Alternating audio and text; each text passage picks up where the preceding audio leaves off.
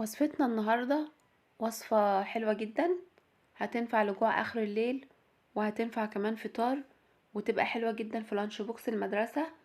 وصفة كلها جبن مغذية، هتبقى حلوة جدا للاطفال على فكرة، وهتبقى حلوة لينا ككبار انها سهلة وما بتاخدش وقت ومفيش تخمير ولا حاجة، وبتتعمل بمنتهى السهولة.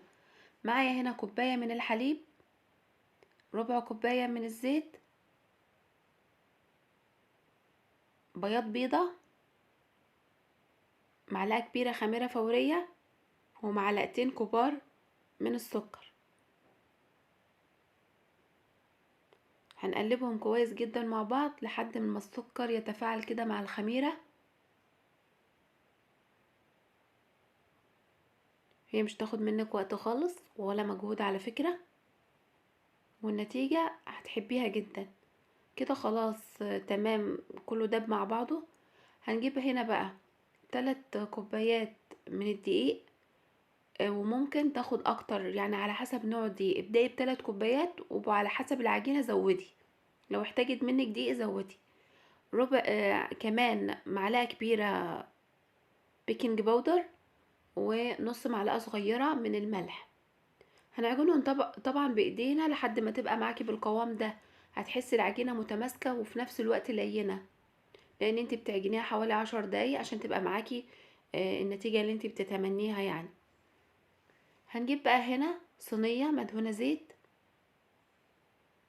وهنجيب العجينة بتاعتنا ونغطيها بستريتش راب كده او باي حاجة، ونسيبها ربع ساعة بس، مش مفيش يعني تخمير ساعة ولا حاجة، ربع ساعة و10 دقايق ترتاح.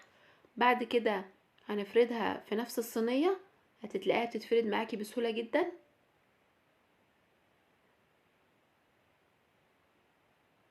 بعد كده هنقسمها بسكينة او باي حاجة بالشكل اللي انتوا هتشوفوه معايا دلوقتي. هتبقى معانا بالشكل ده.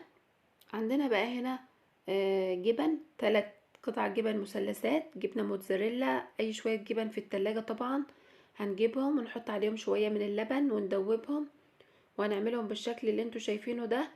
هنجيب بقى صفار البيضة عليه فانيليا، انا مفيش فانيليا فحطيت قرفة، وهندهن الوش كده. هندخلها الفرن ساخن، هتتلاقيها من فوق احمرت من غير ما شغلتي شواية ولا حاجة. الجبن ساحت معاكي وبقت بالشكل ده. طعمها حلو جدا، سهلة جدا. الشكل بتاعها زي ما انتوا شايفين كده، الجبن اصلا لما ساحت غطت على العجينة نفسها. حلوة جدا وهي سخنة، ولما بردت كانت احلى، بقت قطع كده مثلثات وهي متقطعة. لكن انا بوريها لكم دلوقتي وهي لسه سخنة جدا، لما بتتماسك بتبقى كمان احلى. لو الوصفة عجبتكم لايك وشير، واشوفكم يا رب بألف خير.